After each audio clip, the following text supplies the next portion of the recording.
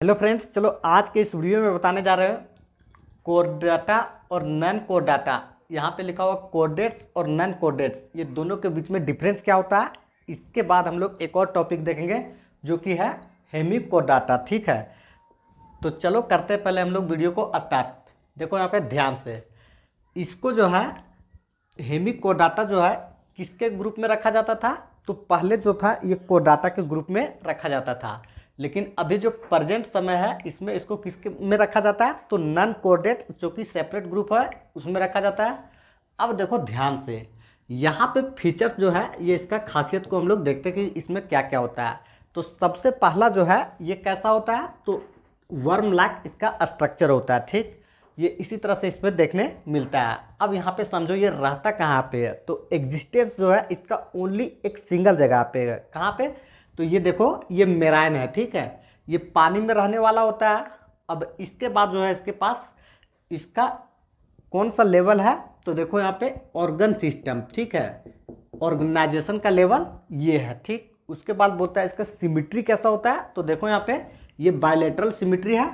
उसके बाद देखो यहाँ पे ये कैसा है, ट्रिप्लोब्लास्टिक है। और आगे यहाँ पे लिखा हुआ कोइलोमेट। ठीक है, तो देखो ये जो है इसका जनरल फीचर्स जो होता है सबका इस तरह से इसका ये वाला है। ठीक, अब यहाँ पे ध्यान से समझो। नेक्स्ट कहता है कि सर्कुलेटरी सिस्टम इसका कैसा होता है। तो सर्कुलेटरी सिस्टम हम लोग जानते हैं दो प्रकार के होता है, या तो क्लोज टाइप होता है या ओपन टाइप होता है। तो हम लोग में सर्कुलेटरी सिस्टम और इन लोग में सर्कुलेटरी सिस्टम में डिफरेंस होता है। तो देखो यहाँ पे सर्कुलेटरी सिस्टम जो है ये किस प्रकार के है, तो यहाँ पे ओपन टाइप में है सर्कुलेटरी सिस्टम। ठीक, अब देखो रिस्पायरेशन। देखो रिस्पायरेशन हम लोग देखे थे कि जो जमीन पे रहता है वो सांस अलग तरीका से लेता है, जो पानी में रहता है वो सांस अलग तरीका से लेता है। ठीक है, जैसे हम लोग हैं तो हम लोग किसको इस्तेमाल करते हैं, सांस लेने के लिए लंग्स को इस्तेमाल करते हैं। ठीक, लेकिन जो पानी में रहता है वो लंग्स से सांस नहीं ले सकता, वो किस चीज़ से लेता है, तो यहाँ पे देखो ये गिल्स को इस्तेमाल करता है। ठीक, जो कि कौन करता है, मछली भी इसी चीज़ का इस्तेमाल करता है। फ्रॉग जो होता है ये पानी में रहता है उस समय गिल्स का इस्तेमाल करता था, स्किन का इस्तेमाल करता था, और जब बाहर आ जाता था तो लंग्स को इस्तेमाल कर लेता था। ठीक है, तो यहाँ पे आगे देखो। ठीक, इसको कंप्लीट करने के बाद एक्सक्रेटरी ऑर्गन। अब देखो ध्यान से, हम लोग के एक्सक्रेटरी ऑर्गन में देखेगा तो सबसे बड़ा कौन होता है, किडनी होता है, यही सब चीज़ को बाहर करने का काम करता है। उसके बाद देखेगा ये स्किन जो होता है ये भी क्या करता है, एक्सक्रेटरी ऑर्गन में रोल प्ले करता है। जैसे कि मान लो बहुत गर्मी का सीजन है, उस समय देखेगा बहुत पसीना बाहर से आने लगता है। ठीक है, तो ये किसके कहाँ से बाहर निकलता है, तो ये स्किन जो होता है ये स्वेट को बाहर करने में मदद करता है। ठीक, फिर देखेगा अगर कोई मान लो धोखा दे दी तो उस कंडीशन में क्या करता है, आँख से आंसू आने लगता है। तो उसी तरह से यहाँ पे जो है एक्सक्रेटरी ऑर्गन। ठीक है, अब ये एक्सक्रेटरी ऑर्गन जो है इसका कौन होता है, तो इसको ध्यान से देखो, इसको बोलते हैं हम लोग प्रोबोसिस ग्लैंड। ठीक है, ये पिक्चर में हम लोग समझा देंगे यहाँ पे कहाँ पे प्रोबोसिस ग्लैंड होता है। ठीक, अब देखो यहाँ पे है सेक्सेस। अब सेक्सेस का जो है ये कहता है सेपरेट होता है, यानी कि दो ऑर्गेनिजम्स है, अगर ये है और ये है तो मेल का इसमें है तो फीमेल का इसमें है, दोनों का अलग अलग बॉडी में सेक्स ऑर्गन प्रेजेंट होता है। इसी के लिए इसको यहाँ पे हम लोग बोलते हैं क्या, सेपरेट सेक्स ऑर्गन होता है। ठीक, अब यहाँ पे बोलेगा फर्टिलाइजेशन कैसा होता है, तो देखो ह्यूमन बींग्स में फर्टिलाइजेशन कैसा होता है, ये इंटरनल फर्टिलाइजेशन होता है, क्योंकि स्पर्म जो होता है ये बेचारा कहाँ पे जाता है, ये ओवम से मिलने के लिए चला जाता है। ठीक, तो इसी तरह से यहाँ पे देखेगा फर्टिलाइजेशन जो होता है ये कैसा हो जाता है, ये एक्सटर्नल फर्टिलाइजेशन होता है। ठीक, तो ये शरीर के बाहर में होता है, यानी कि देखो ये पानी होता है तो पानी के किनारे कहीं पे जाकर रह जाएगा गैमेट्स, और इसी के बाद यहाँ पे फीमेल गैमेट्स आ जाएगा, दोनों फ्यूज कर जाएगा। ठीक है, तो इसको इतना ध्यान नहीं रखेगा, बस सिर्फ इतना ध्यान रखेगा कि कैसा होता है, तो ये एक्सटर्नल होता है, यानी कि बाहर में फर्टिलाइजेशन होता है, इंटरनल मतलब अंदर में होता है। ठीक, अब देखो ध्यान से, यहाँ पे बोलता है डेवलपमेंट। ठीक है, तो डेवलपमेंट यहाँ पे कैसा है, तो ये इनडायरेक्ट है। ठीक है, एक में था कैसा डायरेक्ट डेवलपमेंट होता है और दूसरा जो होता है ये इनडायरेक्ट है। तो ये कैसा फॉलो करता है, इनडायरेक्ट को फॉलो करता है।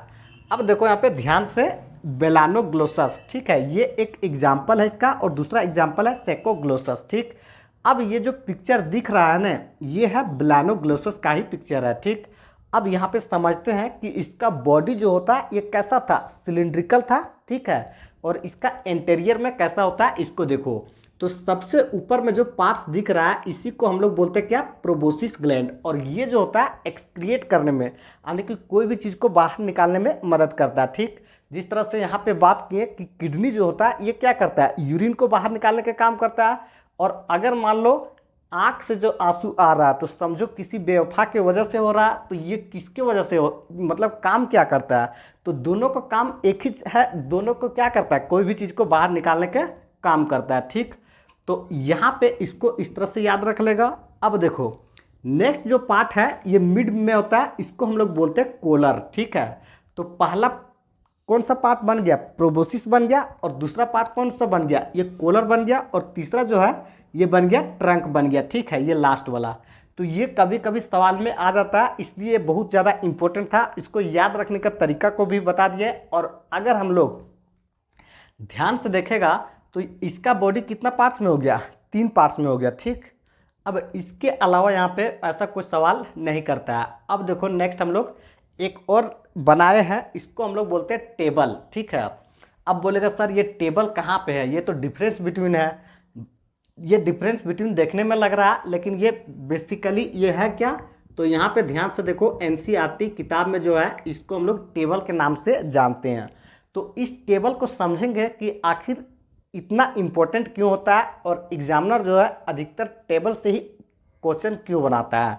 देखो सबसे पहला जो है यहाँ पे लिखा हुआ है कि कोऑर्डिनेट्स और नॉन कोऑर्डिनेट्स, ये दोनों के बीच में डिफरेंस क्या होता है। ठीक, तो देखो सबसे पहला कोऑर्डिनेट्स तरफ हम लोग देखते हैं, तो यहाँ पे बोलता है नोटोकोड इज प्रेजेंट। ठीक है, तो नोटोकोड जो होता है ये होता क्या है, तो याद रखेगा ये रोड के जैसा इसका स्ट्रक्चर होता है। ठीक है, रॉड के जैसा, और ये बहुत इलास्टिक होता है। ठीक, बस इतना ही याद रखेगा। ठीक, अब ये बोलता है नोटोकोड प्रेजेंट कहाँ पे है, तो याद रखना ये कोऑर्डिनेट्स में प्रेजेंट है, लेकिन यही नोटोकोड उसमें क्या होता है, नॉन कोऑर्डिनेट में एब्सेंट है।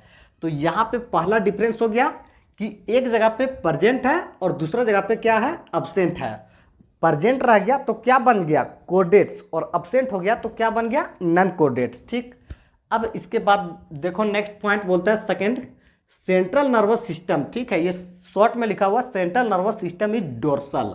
ठीक है, और यहाँ पे बोला डोर्सल पहला, और यहाँ पे नेक्स्ट हुआ इसको बोलता है होलो, और इसके बाद बोलता है सिंगल। अब देखो ये तीनों कंडीशंस किस में हो रहा है, ये कोऑर्डिनेट्स में हो रहा है। ठीक है, तो यहाँ पे देखो ये बोलता है central nervous system is ventral. ठीक है, सॉलिड और डबल।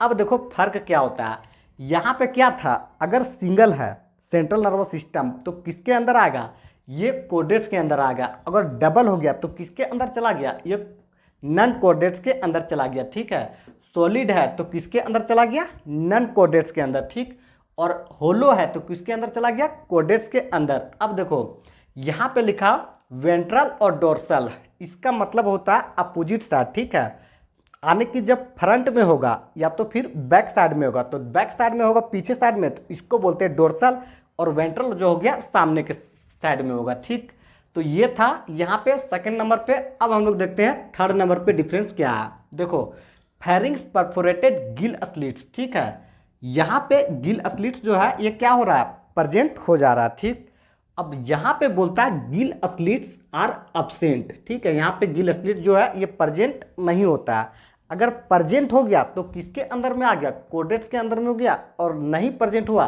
तो ये नॉन कोऑर्डिनेट्स का कैरेक्टरिस्टिक्स बन जाएगा। ठीक, अब यहाँ पे ध्यान से देखो ये बोलता है हार्ट इज वेंट्रल। ठीक है, वेंट्रल मतलब ये सामने होता है। ठीक, जो कि स्टोमक हो गया या फिर ये इधर का पार्ट्स हो गया, तो यहाँ पे प्रेजेंट होगा तो कोऑर्डिनेट्स हो गया। ठीक, और अगर हार्ट जो होता है ये डोर्सल साइड अगर प्रेजेंट रहा, यहाँ पे लिखा है इफ प्रेजेंट, अगर प्रेजेंट है तो किस साइड में रहेगा, तो ये बैक साइड में रहेगा। ठीक है, तो अगर दिल बैक साइड में रहेगा तो इसको हम लोग बोलते हैं नॉन कोऑर्डिनेट्स, और अगर फ्रंट में रहेगा तो इसको हम लोग बोलते हैं कोऑर्डिनेट्स। ठीक है, अब इसके बाद देखो यहाँ पे ध्यान से नेक्स्ट जो है लास्ट पॉइंट, इसको बोलते हैं post anal part tail is present.